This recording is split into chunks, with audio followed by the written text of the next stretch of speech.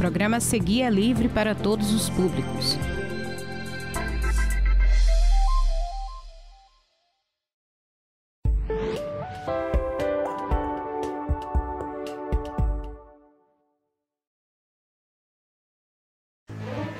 Olá, tudo bem? No ar mais um Universiência, o primeiro programa brasileiro de TV e internet, fruto de uma parceria entre TVs e instituições públicas de ensino superior nordestinas. Aqui a gente acompanha a ciência produzida no Nordeste brasileiro. E no programa de hoje, vamos conhecer as seguintes pesquisas. Pesquisadores da Universidade Estadual de Feira de Santana, na Bahia, buscam a reabilitação de pacientes pós-Covid. Um estudo da Universidade Federal do Ceará identifica microplásticos no estômago de peixes na orla de Fortaleza. E ainda, cientistas da Universidade de Pernambuco traçam mapas de distanciamento das comunidades quilombolas dos serviços de saúde.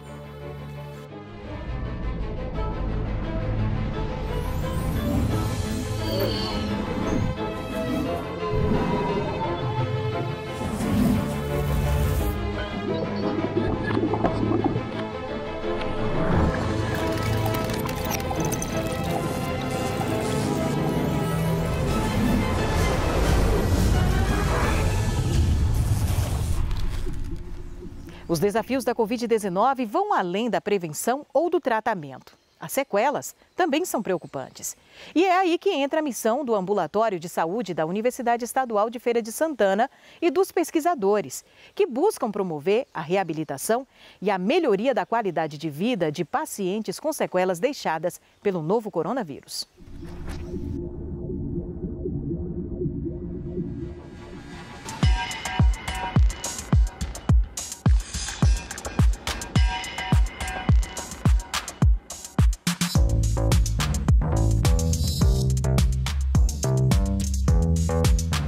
Eu venci a Covid, mas agora eu estou só com sintomas. Os braços, tá sem força. Eu perdi muita massa muscular, acho que é como que fala. É só isso. Agora, eu só os braços, as pernas. Aí já voltei a andar, que eu não estava andando. Já voltei a sentar. Só tenho mobilidade agora, só os braços e as pernas. Aqui eu vim fazer o tratamento de fisioterapia, né? Fisioterapia, passei por um neurologista, né? Vou passar por um cardiologista, fazer um rastreamento, fazer um tratamento, né? Aqui bem específico. Tive fraqueza, fraqueza dos nervos inferiores e uma parestesia, né, nos membros. Com esse tratamento de fisioterapia, já estou caminhando melhor, né? Tratamento muito bom. Os pacientes, eles são acolhidos, são regulados através do nosso sistema de saúde, a regulação, pela central de regulação ou pelas unidades de saúde. Eles chegam até nós com a carta de referência e contra-referência. Esses pacientes, eles passam pela triagem com a enfermagem vê qual é a necessidade desse paciente e daí é liberado o fluxo, se para um pneumo, se para um neuro, se para um psicólogo, se para um fono e assim sucessivamente. A Organização Mundial da Saúde ainda não sabe o percentual de pessoas que terão sequelas da Covid a longo prazo, mas estima que 10% da população em todo o mundo terão sequelas. Uma realidade mostrada nos postos de saúde revela que esse número pode ser ainda maior. Um aprendizado diário. Porque independente do quadro ou de quantos pacientes vieram, cada um tem uma relação diferente com o Covid. São histórias diferentes, né? Recuperações diferentes e cada um apresenta, às vezes, a mesma sequela, porém com intensidades diferentes. O Centro Pós-Covid, ele surge num momento muito importante, né, da nossa sociedade, desse momento que nós estamos atravessando, que é um momento onde nós tivemos um grande número de pessoas que ficaram hospitalizadas e, em decorrência das sequelas da Covid, né, eles apresentam uma série de alterações, que são alterações multifacetadas, multissistêmicas e também multiprofissionais, tá? Então, nós temos vários tipos de afecções e agora a Feira de Santana tem a oportunidade de trabalhar com um atendimento especializado para essas pessoas. A universidade ela entrou em parceria junto com a Secretaria Municipal de Saúde nessa proposta de atendimento E para os cursos da universidade é um momento muitíssimo importante, porque nós temos no Departamento de Saúde 5 cursos, mais um curso do Departamento de Ciências Humanas e Filosofia, que é o DCHF, né, que é o curso de Psicologia, que vão trabalhar diretamente com este público específico, né, dentro das suas especificidades. Então aqui a gente já começamos a trabalhar, nós já estamos inseridos aqui dentro e estamos com projetos, os professores estão fazendo projetos que a gente chama de projetos guarda-chuva, que são projetos grandes, onde a gente vai poder fazer uma avaliação, tanto a avaliação global, né, do atendimento, né, desses pacientes nesse centro, como também uma avaliação especializada, de acordo por cursos, especialidades, sequelas apresentadas, né? Então essas são as propostas que a universidade tem nesse momento, as propostas de pesquisa, né? A proposta de ensino é trazer os alunos desses cursos para atuarem aqui dentro. A pesquisa ela vai funcionar de 2 formas. Primeiro, coleta direta, né? Através da liberação do Comitê de Pesquisa, do Comitê de Ética e Pesquisas. Então, a gente pode fazer entrevistas diretas com os pacientes, né, que procuram o centro, que estão sendo atendidos pelo centro, como também as pesquisas indiretas, que é através da avaliação dos prontuários, né, dos pacientes que estão sendo atendidos. Essas pesquisas elas agregam para estudantes, para a instituição e para a comunidade de maneira geral. Que dependendo do resultado das pesquisas, algumas ações elas podem ser implementadas, modificadas, né?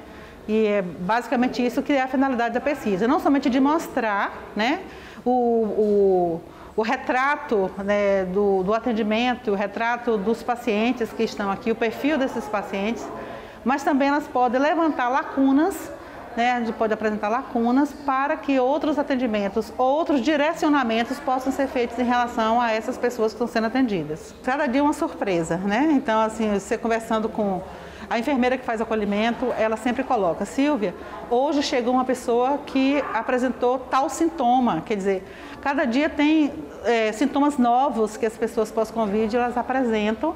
E a gente, dentro desses sintomas, a gente vem buscando encaixar ou procurar especialidades que possam atender. Ainda não sabemos, é uma doença nova, se todos esses sintomas eles são reversíveis ou não.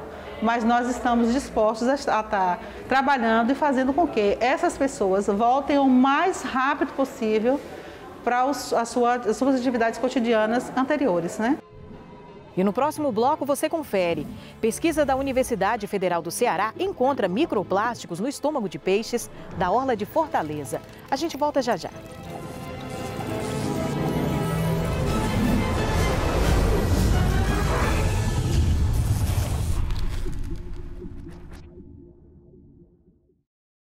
Uma mentira repetida 1000 vezes vira verdade? Não! É falso que o Supremo tenha tirado poderes do presidente da República de atuar na pandemia. É verdadeiro que o STF decidiu que União, estados e prefeituras tinham que atuar juntos, com medidas para proteger a população. Não espalhe fake news, compartilhe as verdades do STF. O uso de máscara é a maior prova de cuidado, pois ela pode reduzir consideravelmente o risco de contágio do novo coronavírus. Quando você está em um mesmo ambiente que outra pessoa contaminada pela Covid-19 e nem você e nem ela utilizam a máscara, o risco de contágio é muito alto. Mas quando vocês passam a fazer uso da máscara, o contágio é reduzido consideravelmente, garantindo a sua segurança e a de outras pessoas. Continue fazendo a sua parte, fique em casa, mas se precisar sair, use máscara e salve vidas. Uma campanha do Sistema WESB de Rádio e Televisão Educativas. Informação, formação e conhecimento. Nossa gente, no verso e na canção, na tinta, no pincel, no lápis e no papel, no palco-chão, a lente, nossa gente.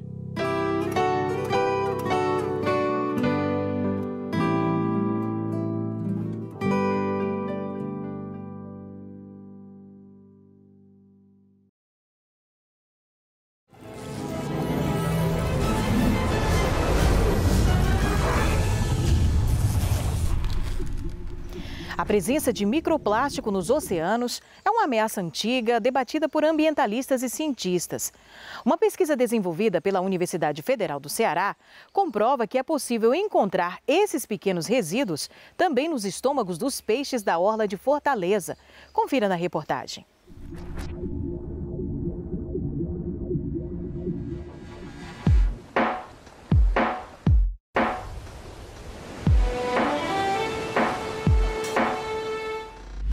Tese, inicialmente, a proposta era estudar a assembleia de peixes associada aos espigões, né, na zona costeira de Fortaleza. Espigões são aquelas estruturas, né, de pedra que se estendem da terra ao mar.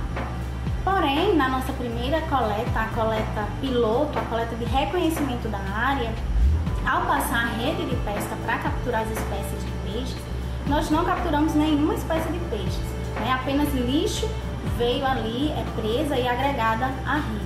A partir de então, nós vimos, né, a necessidade de redirecionar os nossos estudos nesse sentido, de estudar essa problemática, a questão da poluição marinha.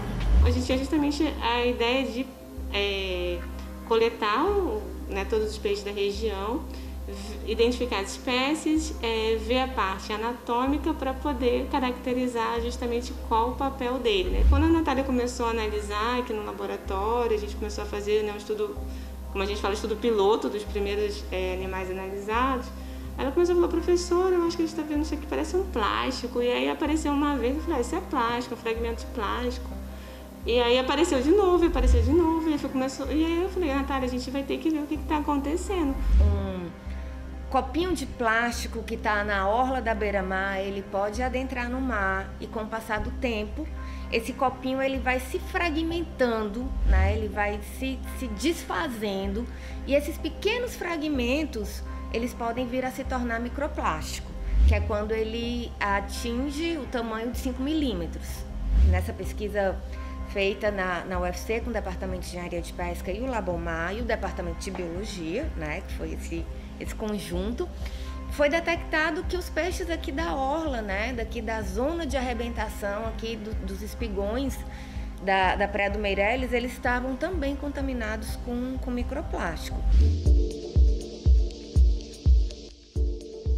O objetivo da pesquisa foi identificar e quantificar o microplástico ingerido por 7 espécies de peixes capturadas na zona costeira de Fortaleza. Uma das hipóteses do nosso trabalho foi verificar se a ingestão de microplástico por essas espécies estava associado ao hábito alimentar, né? E como conclusão, na nossa pesquisa, nós verificamos que não existia essa associação, ou seja, independente do hábito alimentar das espécies, todas estavam sujeitas à ingestão de microplástico. Nós analisamos 3 espécies de bagres, 2 espécies de pequenos pelágicos, a sardinha e a palombeta, e 2 espécies, o coró e o roncador. O microplástico mais presente nos estômagos das espécies que nós analisamos foi o poliéster. O poliéster, que é uma fibra sintética amplamente utilizado, né, pela indústria têxtil. Uma das hipóteses que a gente estuda e que já vem sendo discutida é que esse poliéster entra no mar por conta da máquina de lavar. Nossa máquina de lavar, né? Então aquele resíduo vai para o esgoto e muitas vezes a gente limpa o nosso filtro da máquina de lavar na pia, né? E ali desce, né? Vai para o esgoto e acaba chegando ao mar. Isso nos mostra, né, que nós precisamos repensar a questão do tratamento dos esgotos domésticos para evitar que esse tipo de microplástico ele chegue nos rios, né, e posteriormente no oceano. Esse trabalho ele vai trazer uma grande contribuição porque para a região Nordeste ele é um dos primeiros trabalhos, né, de escrever plástico em conteúdo estomacal de peixe, né? Então, a partir de agora, a gente realmente tem como afirmar, né, que a gente tem que começar a ter cuidado com essa questão, né, desse plástico, que ele está chegando nos peixes, se ele está chegando nos peixes, ele vai chegar na gente também. A gente tem acompanhado desde o início da pandemia o compromisso dos cientistas das universidades públicas com a pesquisa. Para além dos estudos de combate à Covid-19, os pesquisadores da Universidade Federal Rural do Semiárido, adotando todas as medidas preventivas contra a Covid, têm ido a campo capturar animais e coletar material para uma pesquisa sobre ecologia e diversidade de pequenos mamíferos da Caatinga. O dia começa cedo para quem estuda a fauna da Caatinga. Para esses alunos do curso de Ecologia da UFES, em Mossoró, quando o sol nasce, eles já precisam estar na mata para ver se há animais nas armadilhas montadas no dia anterior. O trabalho de iniciação científica realizado na Mata Nativa da Fazenda Experimental da UFESA faz parte da pesquisa Ecologia e Diversidade de Pequenos Mamíferos da Caatinga, roedores e marsupiais. Para quem não sabe, os marsupiais são aqueles animais que têm uma espécie de bolsa para carregar os filhotes. Aqui o marsupial mais encontrado é a catita. Esse daí é um macho, com cerca de 5 meses. O trabalho é coordenado pela professora Cecília Calabucci. A Caatinga ela tem recursos suficientes para uma comunidade inteira de pequenos mamíferos. Varia ao longo do tempo, mas não deixa de existir esse recurso. A gente aqui nessa área, a gente tem 6, 7 espécies muito abundantes, que a gente consegue estar fazendo esse trabalho de longa duração, né, ao longo do tempo. Ao todo são 100 pontos de captura de animais, totalizando 115 armadilhas. No trabalho de campo, que acontece mensalmente, durante uma semana inteira, cada estudante investiga as peculiaridades dos mamíferos. Tiara analisa a dieta alimentar dos pequenos animais. Esses animais consomem inseto, escomata, fruta. Isso vai variar muito do período de seca para o período chuvoso. Já Thalita pesquisa a incidência de ectoparasitas, principalmente se os animais apresentam incidência de carrapatos. Eu faço a inspeção no corpo do animal e coleto os carrapatos para depois serem analisados em laboratório para saber quais as espécies de carrapatos que estão acometendo esses animais. Até o momento foram encontrados carrapatos da espécie do gênero Amblyomma, que segundo a literatura são espécies que ocorrem aqui na Caatinga. Pelas capturas feitas até o momento, os pesquisadores conseguiram encontrar 6 espécies de pequenos mamíferos terrestres circulando por essa área de mata fechada. Entre eles, ratos, caçacos e gambás. A cada captura, os animais são analisados. Verifica-se o peso, comprimento, dentição. E eles também são identificados. Tudo que é informação vai para os dados da tabela. Depois disso, os mamíferos são soltos de volta na mata. Esse é o primeiro estudo ecológico de comunidades de pequenos mamíferos que é realizado aqui na Caatinga. E por ser o primeiro, já existe uma grande expectativa quanto aos resultados. Um que é bastante aguardado é quanto à interferência do aumento das temperaturas no ambiente. Os pesquisadores monitoram se os animais poderão se adaptar ou sucumbir às mudanças climáticas. Tem populações que elas conseguem ter uma temperatura mais constante, independente da temperatura ambiente, então eles têm uma eficácia maior de termorregulação, e tem espécies que não, que a gente vê que ficam muito estressados quando a temperatura aumenta e eles não conseguem fazer essa termorregulação tão eficiente. A pesquisa também deve trazer dados sobre as taxas de natalidade e mortalidade, a reprodução e outros parâmetros demográficos desses animais que habitam a área da Fazenda Rafael Fernandes. Arthur também integra a equipe de estudantes da ecologia que está nessa missão. Ele investiga a termorregulação, ou seja, a temperatura dos bichos. A ideia é saber, por exemplo, qual é o animal mais adaptado ao ambiente quente do semiárido. O rato, que é um animal invasor, se deu bem por essas terras. Essa facilidade de se adaptar pode interferir na vida de outras espécies aqui. Como ele é um animal que se adaptou muito fácil, uma espécie invasora que se adaptou muito fácil ao nosso ambiente, pode interferir negativamente com a vida de outras espécies endêmicas da nossa região. Independente da espécie, esses pequenos mamíferos têm a sua importância no equilíbrio ambiental da Caatinga. Daqui a pouco a gente volta com uma pesquisa feita pela Universidade de Pernambuco. Eles estão produzindo mapas para ajudar as comunidades quilombolas a encontrar serviços públicos de saúde.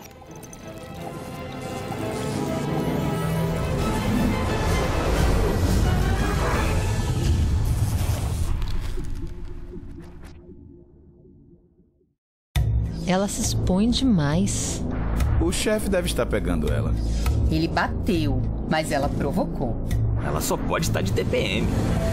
O machismo impregnado na sociedade diminui as mulheres e pode até acabar em violência. Já passou da hora de mudar sua atitude. O machismo é cultural, a mudança também. Liberte-se. Respeita as minas. Governo do Estado. Bahia, aqui é trabalho. Dengue, chikungunya e zika. O perigo triplicou e a sua responsabilidade também. Os criadouros do mosquito podem estar na sua casa e isso é muito perigoso. Por isso é bom tomar alguns cuidados.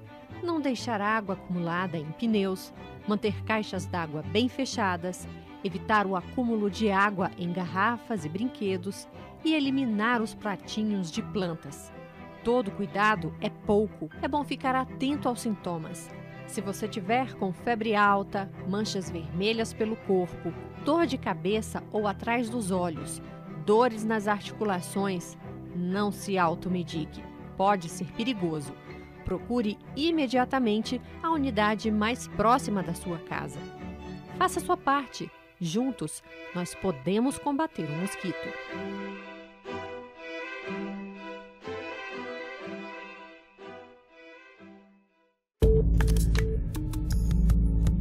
Não é porque você gosta ou concorda com a notícia que ela é verdadeira.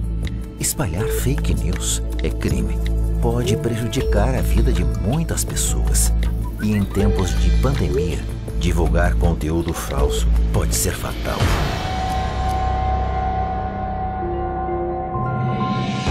Duvide, pesquise, só aceite notícias de órgãos reconhecidos. Antes de compartilhar qualquer tipo de informação, verifique se ela é verdadeira. Não espalhe terror, não espalhe ódio, não espalhe mentiras. Juntos, com a ciência e a verdade, vamos vencer esta guerra. É a Bahia no combate ao coronavírus.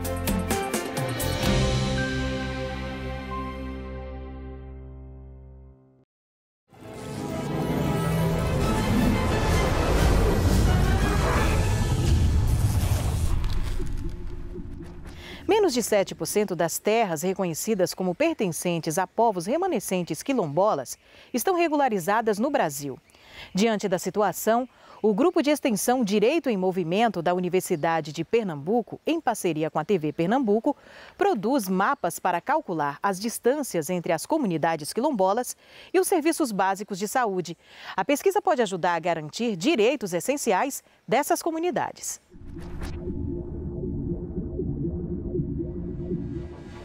Um projeto que está mapeando a distância entre as comunidades quilombolas em relação aí às creches, postos de saúde, escolas. Ficou curioso para falar mais sobre esse projeto? Estou aqui ao lado da professora de Direito da UPE, Clarissa Marques. Fazemos parte do curso de Direito da Universidade de Pernambuco no campus Arco Verde. Então estamos lotados e lotadas no sertão de Pernambuco. E temos um programa de extensão chamado Direitos em Movimento. E a ideia é exatamente fazer com que a estrutura jurídica, o acesso à justiça, os direitos, as informações em relação aos direitos das pessoas estejam em movimento, desloquem-se, né, no sentido de encontrar as pessoas. Antes de ir para Arco Verde, eu não tinha noção de como a atuação do direito podia ser amplo, sabe? Antigamente eu entendia que a atuação do direito estava muito restrita à pesquisa de legislação e jurisprudência, só que estar de fato em contato com as pessoas que precisam dos direitos e perceber que a gente pode mudar as realidades com a nossa pesquisa é uma grande oportunidade, não somente profissional, mas também pessoal. Nós temos hoje, atualmente, 2 grandes gargalos, digamos assim, no que diz respeito à efetivação dos direitos para a população quilombola. O reconhecimento dessas comunidades, né, formalmente, pela Fundação Palmares, é algo que precisa realmente ser repensado no sentido de uma maior efetivação desse reconhecimento e de forma mais célere. E o problema da territorialidade, né, da territorialização dessas comunidades. A demarcação das terras quilombolas em Pernambuco, principalmente, é algo ainda muito inicial. E como essa territorialização ela é deficitária, naturalmente o acesso a políticas públicas também torna-se mais difícil. Essa metodologia, né, essa nossa decisão em produzir mapas que calculem as distâncias entre as comunidades quilombolas e os serviços de saúde, educação e creche surgiu a partir de visitas que nós realizamos. Nós realizamos escutas para identificar as principais demandas dessas comunidades. A educação quilombola ela precisa perpassar, né, por todos os campos desde o início. E o que a gente pensa dessa questão da educação é que os professores eles sejam oriundos das comunidades quilombolas. Só nós quilombolas sabemos a importância que nós temos, né, da nossa cultura, da nossa religião, dos nossos ensinamentos, né? Claro que compartilhando com outros conhecimentos, né, oriundo de outras regiões. Quando a gente para pensar na situação das mulheres, é necessário ressaltar que a maioria das mulheres do nosso país, sejam elas brancas, negras, pardas, enfrentam jornadas duplas ou triplas. E que isso normalmente está relacionado com cuidado com a casa e com cuidado com os filhos. Porque na maioria das vezes, a falta de creches impede que essas mulheres possam trabalhar. E aí elas ficam em casa sujeitas a situações de violência ou situações de dependência econômica. Ou quando elas têm acesso à creche, normalmente essas creches são muito distantes. Então as mães têm que andar durante 2 horas para deixar as crianças, depois ir para o trabalho. E daí andar mais 2 horas para pegar as crianças e mais um tempo até chegar em casa.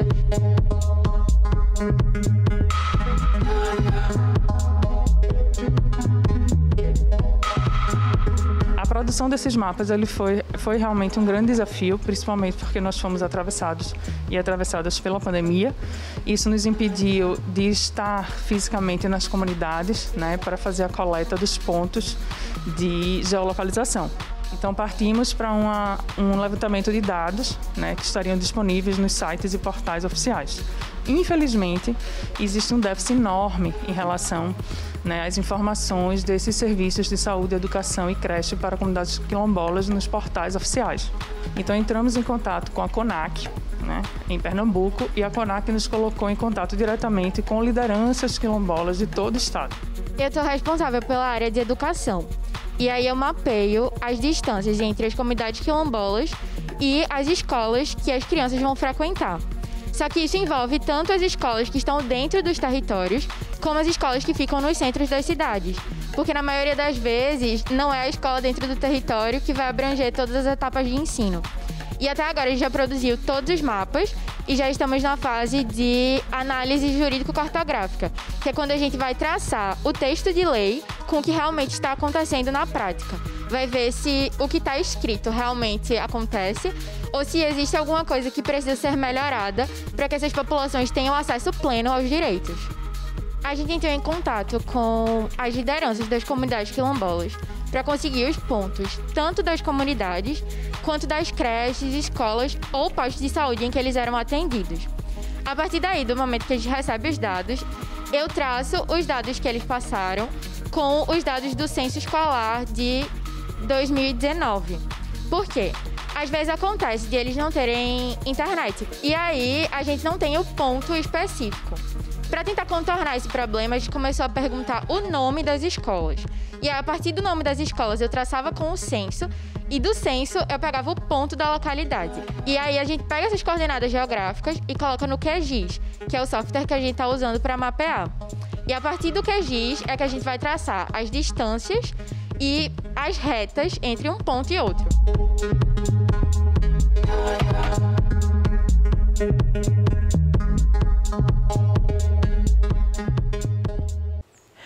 O Universiência de hoje vai ficando por aqui. Na próxima edição voltamos com mais pesquisas importantes daqui do Nordeste para você. Tchau, tchau e até lá!